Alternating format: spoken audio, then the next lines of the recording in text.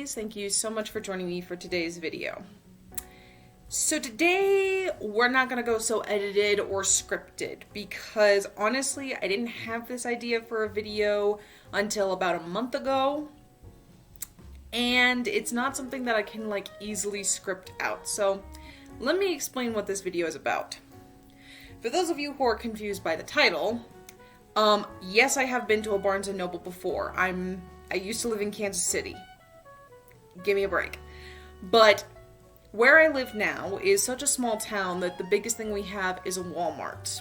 And pretty much all of the bookstores are kind of those indie bookstores that sell used books. Now those are cool and all, but sometimes when you're going into a bigger town, it's nice to know that you're going to be near a bookstore that has, the latest stuff that's new on the market.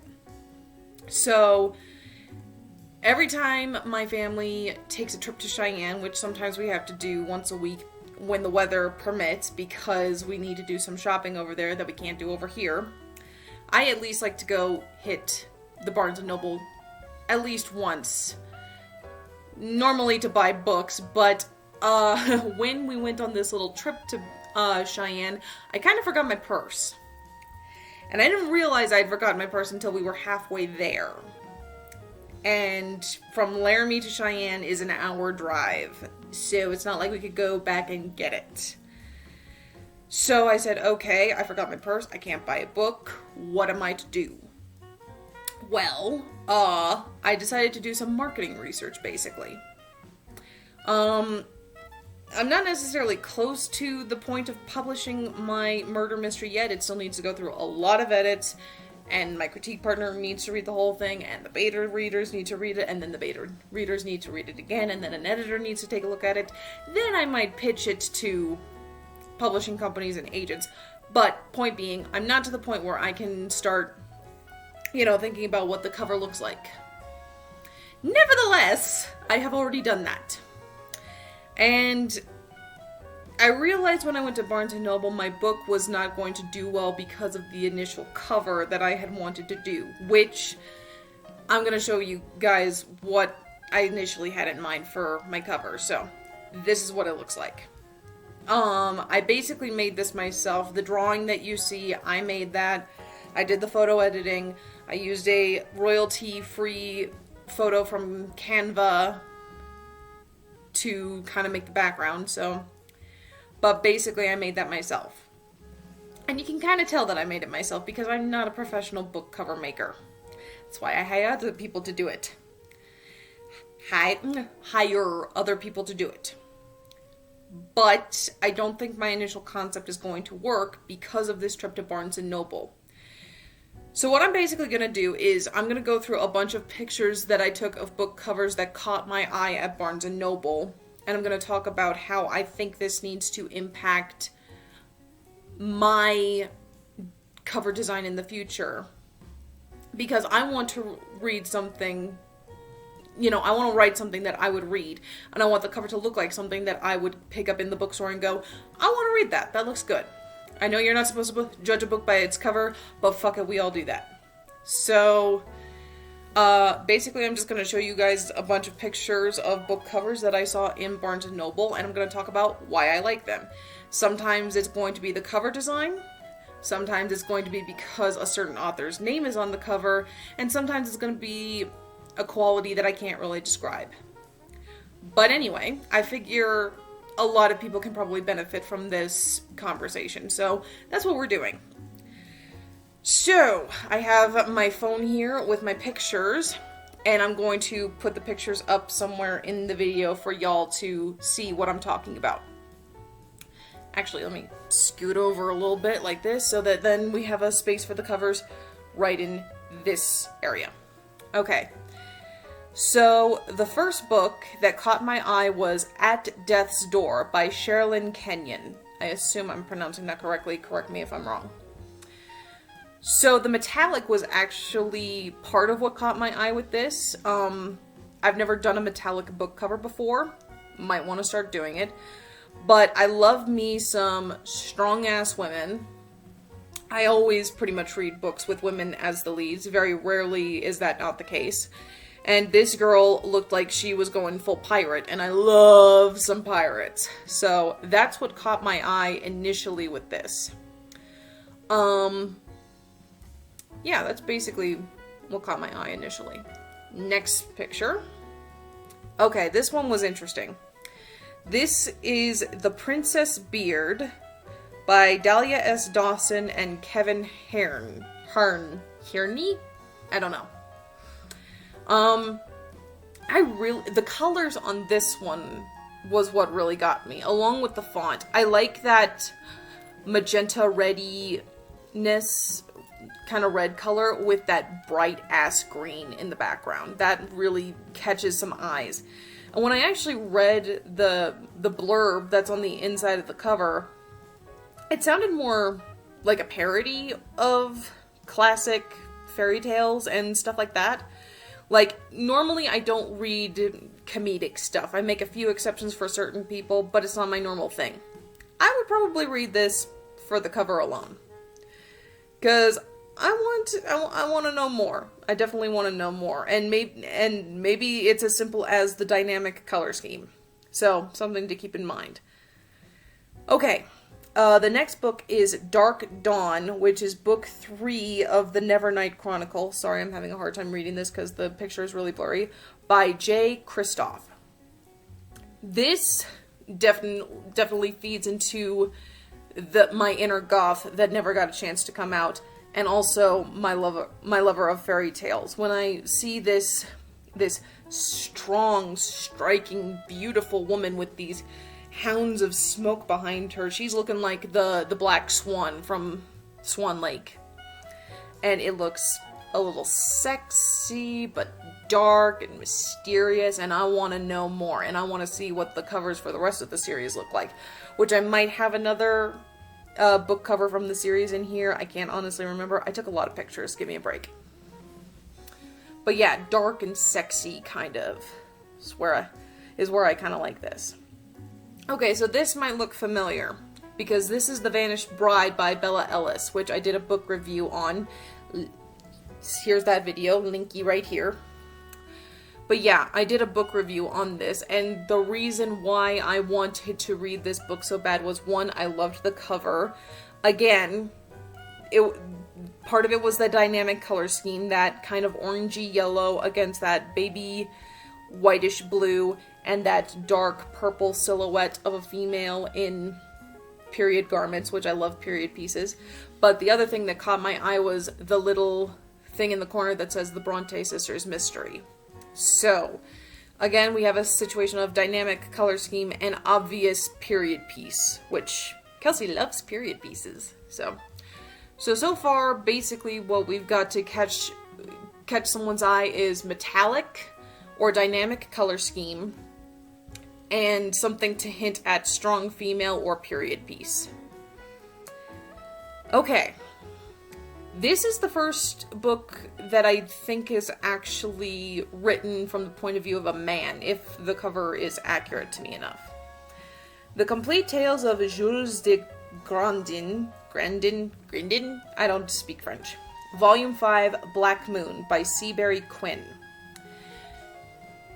I don't know what I'm having a difficult time articulating what it is that caught my eye to this. But I think it was the fact that the cover kind of had an old school mystery cover feel to it. You know, it kind of is reminiscent of, if you remember some of the old Nancy Drew book covers, very reminiscent, very, like, you see a bunch of different aspects of the story kind of splattered there up on the book cover, so.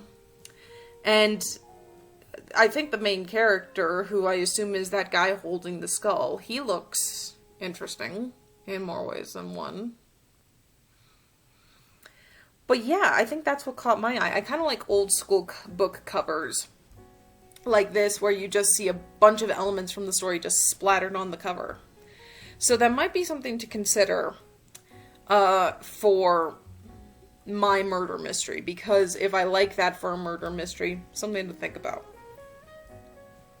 Okay, this one is The Snow Queen by Joan de Joan D. Vinge or Vinga? I don't know. This one, you can't help but notice that gorgeous ass headpiece. That is a beautiful art piece. That is just gorgeous freaking art. And again, we've got a leading female who obviously is a queen and looking fabulous. So I think that's what caught my eye, was the intricacy of the art piece. So yeah. Okay, yeah. So here's another one of those book covers from the Nevernight Chronicle. We talked about Dark Dawn, I think, and now we're looking at book 2, God's Grave, by Jay Kristoff. This one, while maybe less sexy, less Black Swanish, kind of appeals more to my love for, you know, the dark assassin types, the ruthless killers, who turn out to actually be women, because, you know, women are badass too. That bright red cloak against the dark smoke and the white background is so striking to me. And yeah, I would definitely read this series just based off of those 2 book covers. Okay. Here's another one. A Court of Frost and Starlight by Sarah J. Maas. I'm assuming Moss because of the double A. This one is definitely more understated in terms of some of the covers that we've seen. It's not super intricate, other than that filigree that's kind of on the side. It's basically just a woman's back. You know, you see her hair color, roughly how long it is, and she's wearing what looks to be a gorgeous gown, but it's very simple. And yet, it catches your attention. So maybe simple is the way to go, rather than overly complicated. I'm going all over the place with this, guys. I had no plan, so I'm just talking about what appeals to me. This one is also one of the more understated of the covers, because yes, the pattern is really complicated, but it's pretty much just the pattern that you see. So this is Spark by Alice Broadway. And again, we have that dynamic color scheme of black, a little white, and some red. But yeah, it was that intricate pattern that really caught my attention. And I don't know why necessarily, but I dig it. Something to think about. Okay, this one I cannot see really well what the cover says. It's super, super blurry. I can see that one of the books is called The Crown and one is called The Heir. I'll probably look this up on Amazon later. But this has a very fantasy romance aspect to it, where we see a mysterious woman in an elegant gown and gorgeous background. So, again, gorgeous woman, strong-ass woman, looking badass, looking hot. And you can just sense by the way the snow falls, there's a sense of magic to the book. If I figure out what series this is, I'll put a link to the Amazon page below. Okay. To be fair, this one caught my attention because of the title. I am a Tom Hiddleston fangirl, and Loki was obviously my favorite character in the Marvel Universe. I am probably going to be buying Disney Plus just so I can watch the Loki series. Don't judge me. But yeah, I like how they drew him for this. He's looking a little younger than I think he normally does in the series. Of course, he looked fine in the normal series. But I'm loving the waistcoat. I'm loving the green magic. I'm loving the facade of his iconic horns in the back. You know, he's just looking like a magical angsty teen. Okay. Now, this one is Spin the Dawn by Elizabeth Lim. This one is just another one of those gorgeously intricate ones. where she's gorgeous. I see this tornado of blue and gold intricate fabric and wings and feathers and gold thread wrapping around this absolutely breathtaking woman. I love stuff like this that kind of, it feels like it's moving. It feels like it's moving, and it suggests movement, so I think this would work more for something on the fantasy end than from the murder mystery end, which is where I'm at right now, but this is something to keep in mind for my future fantasy books. Okay. This one is also one of the more understated ones, and to be fair, I knew about this general series long before I went to this trip on Barnes & Noble. I actually have this saved on my wish list. Daughter of the Pirate King by Tricia Levenseller, like it. But yeah, very simple. We see just a minor silhouette of the daughter of the Pirate King kind of down in the corner looking like a hot pirate, and again, I have a thing for pirates. Don't judge me. Okay, so you guys have probably heard about these ones. This is one of those twisted tales where somebody in Disney's company took your classic fairy tales and kind of went, what if? And this is the one that stuck out to me the most. This is Reflection, What If Mulan Had Traveled to the Underworld, which I am thoroughly interested in that. Mulan was probably one of my favorite princesses. Yeah, she probably is my favorite princess. Yeah, She's at least in the top 5. It's probably Moana, Merida, Mulan, Elsa. Yeah, that's pretty much where it is right now. But, again, we have very dynamic color schemes here. We have kind of this black with a little bit of green to it, and then we have bright-ass red. So, keep in mind that. Okay. The other, this one is The Assassin's Blade by Sarah J. Maas. So, we've talked about her earlier in this video. Again, we've got a woman in a beautiful cloak, looking badass, a little scary. You know she could kill you as soon as look at you. And the background, it looks complicated just because it looks like lightning striking, but if you think about it, it's not super complicated because the focus is all on this, on the character, which I like. Again, probably works better for a fantasy book cover than a murder mystery book cover, but good to keep in mind in the future. Okay, this one is another one of those understated ones. This is The Memory Thief by Lauren Mancy. Very simple. We don't see a character, we don't see a setting, all we see is a very intricate, very beautiful lock and the title. I could probably do something like this for my murder mystery and make it look like a tattoo. I'd be curious how that would look. I would actually be really curious how that would look, now that I think about it. Might have an idea from that. Okay, next one. This is The Battle Mage from the Summoner series. This is book 3 by Taran Matharu. Another one of the only books where a male is most likely the main character.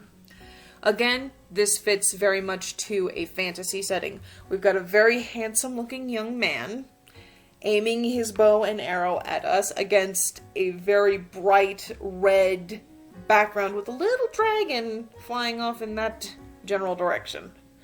But because his coat is such a dark color of blue, he really stands out against that red backdrop. So, we're going back to that dynamic color scheme.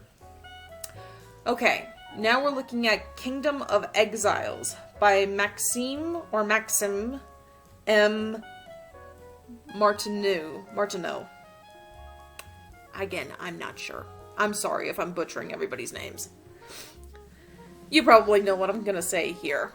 Badass looking female, her hair all wild, vines growing up her arm, and we've got a misty looking kingdom in the back. This is quintessential fantasy. I want to read this. Okay. This one was partially for the author. I love Tamora Pierce. Tamora Pierce is one of my favorite authors. I started reading her in middle school. But it's also one of the least complicated covers that I've ever seen from Tamora Pierce. It's very simple. Title, feather, done.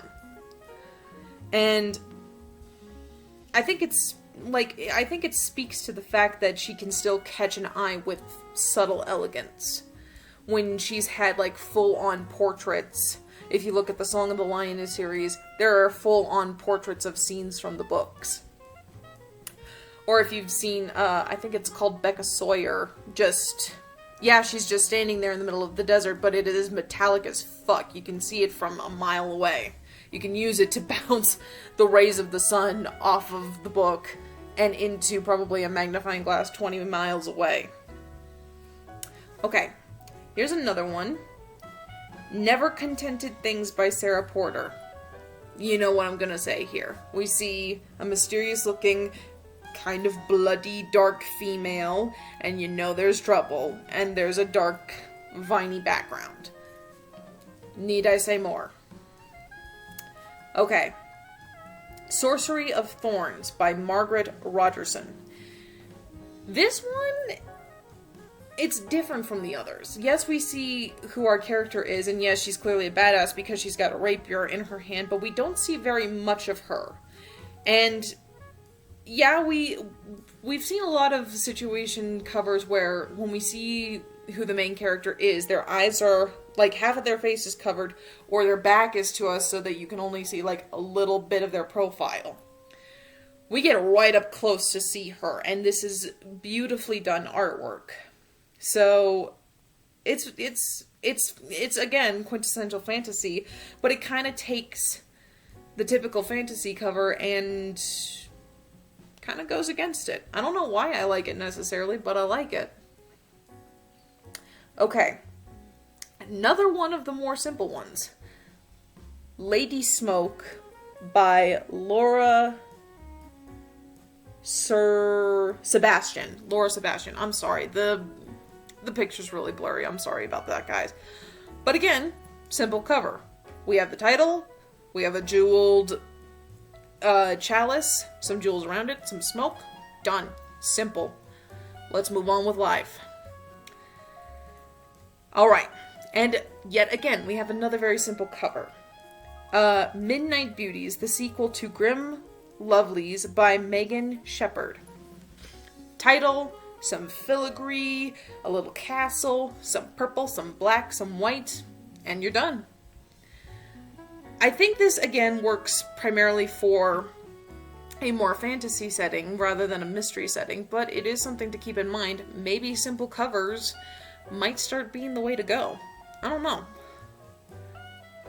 Okay. The next one is An Ember in the Ashes by Sabaa Tahir. Yeah, you guys can probably figure it out by now. Badass woman, badass guy. He's clearly a ninja rogue type, and she's just standing there in all her Pocahontas flowing hair glory against a white background while they are shrouded in red. Dig it. Ooh, this one stuck out to me primarily because of the title. The Guinevere Deception by Kiersten White. I'm a hooker for Arthurian mythology. I love the stories of King Arthur and Knights of the Round Table and Lancelot and Guinevere and Merlin and, Sir Gawain and the Green Knight and all that jazz. And Lady Ragwell or Ragnell, depending upon how you know her. So I love Arthurian mythology. That's part of why the title caught my eye. I also just think that this artwork is really beautiful because we clearly have Queen Guinevere looking maybe a little bit more badass than we normally think of Guinevere, When we think of Guinevere, we think, oh, she was the pure maiden and then she fucked her husband's best friend and everything went to shit. But here she looks like she could rule the kingdom by her damn self. Yeah, she's just looking fabulous, so I definitely want to know more. Again, probably works better for a fantasy cover. You're probably seeing that pattern. Kelsey loves fantasy. Okay, next one. We got The Blood Heir by Emilia Wenjao. Beautifully done artwork. And she just is there in her crown, looking fabulous, with what looks either like the Taj Mahal or that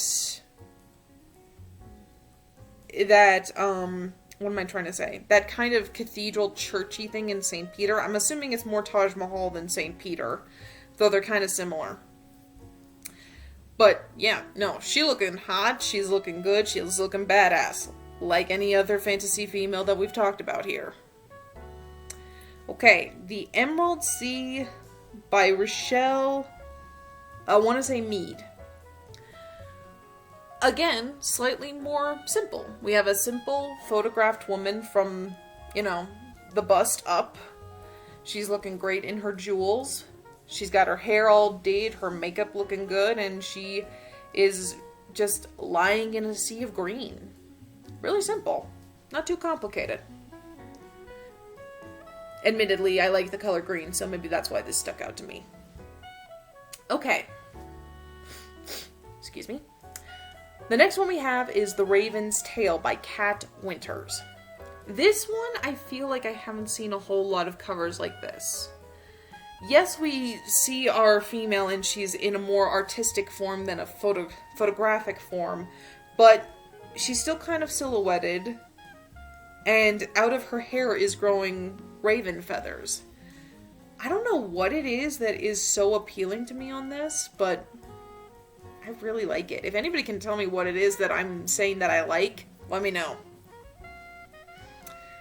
Okay, another simple cover. The Queen of Nothing by Holly Black. Simple, title, broken crown, background, done. Okay. This one is definitely one of the more weirder ones in the collection. Scythe by Neil Schusterman. What this is kind of giving me is more kind of Cold War propaganda. Like, propaganda posters from the Cold War era. Between, the kind of flatter colors and kind of the color scheme. And even just the shape of the font for the title, giving me very Cold War. Which is not typically it's not typically something that I read. I don't read a whole lot of war stories. In fact, I don't read a lot of stories that take place past the 1900s. Because it's just not interesting to me. But this I like. This I want to read. And maybe it's something to consider. I don't know. Guys. Another simple fantasy cover, The Lady Rogue by Jen Bennett. Title, cool ass border. You don't need much more. And I think the fact that there are books that can catch your eye with that level of simplicity kind of says a lot, because, book covers seem to get more and more complicated as the years go by. Thinking that, it's not just enough to look interesting, you have to grab the attention of your reader from 20 feet away. This is really simple compared to a lot of things that I've seen. And maybe that's a good thing. Maybe that's a good thing that we're getting simple. Okay, this one was another one that caught my attention because of the title. This is Stalking Jack the Ripper. I can't really see the writer, but I'll probably find it on Amazon later. It looks like Carrie something. But I, again, love stories about Jack the Ripper. And this really turns this, it sounds like it's going to really turn the story on its head. Because now, the man who hunts the women is being hunted by a woman. Or maybe Jack the Ripper is a woman. Who knows? The only slight little thing that bothers me about this cover is that little caption at the top that says James Patterson Presents. I have issues with Patterson. It's not something like majorly that anybody would be like, wow, she fucking hates him. It's just, I used to be such a fan of the Maximum Ride series, and after about book 6, everything kind of started to tank. And, you know, I'm just disappointed with Patterson at this point. But I'm willing to give this book a chance because it has a different author.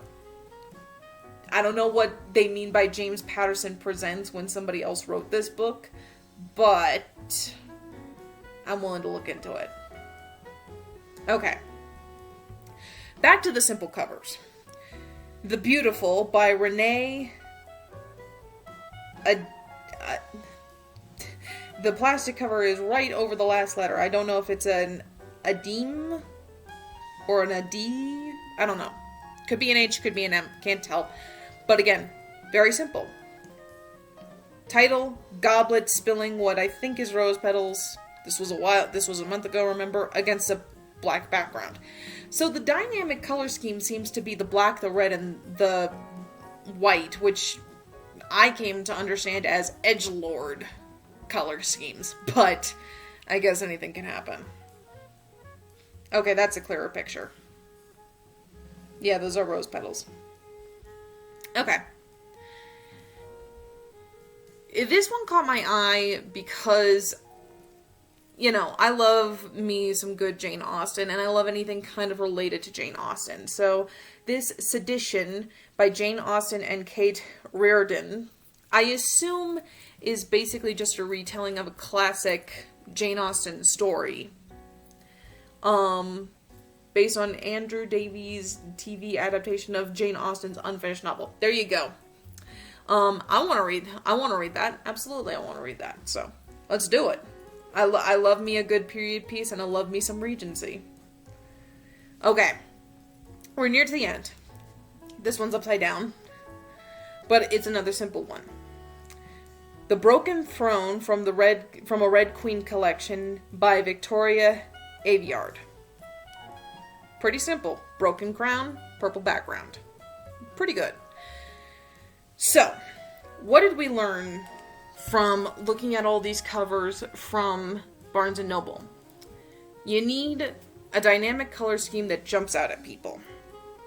So, the most common color scheme seems to be black, red, and white. And maybe throw in some gold in there. Simple covers can be just as impactful as super complicated covers. Only one of the covers that really stood out to me was metallic and shiny. So, maybe don't go metallic. I don't know. And, just consider your genre. Consider what would be eye-catching to your genre. A lot of these will serve somebody who is currently working on a fantasy novel, which this will really help with my epic fantasy novels that I'm working on. But for my murder mystery, I need to think about things more in terms of my genre. But I could tell that I needed to definitely change up what I was thinking with my cover. So the next time I go to Barnes & Noble, I may just stick to the mystery section and take pictures of the mystery books that stand out to me to see if I can do any more kind of basic research there. So I guess the things that I need to consider right now is how simple or complicated do I want this to get? And no matter what I choose, I just need to have really dynamic color schemes. So, I know this was kind of all over the place. And yeah, there was no plan to this at all. So, yeah, I don't really know what else to say other than thank you for joining me for today's video. You know the drill. If you liked this video, go ahead and hit the like button and go ahead and hit the subscribe button while you're at it. And you might want to hit that bell too just to get some notifications whenever I upload a video. My book and my play, Starforged Orion and How Are You, are still available on Amazon in paperback and Kindle. You can also get Starforged on Barnes & Noble's website. Hey, hey, hey, not sponsored. If you want to find other ways to support me, go ahead and check out my Patreon. And don't forget to check out my other social media sites if you want more content. Toodles!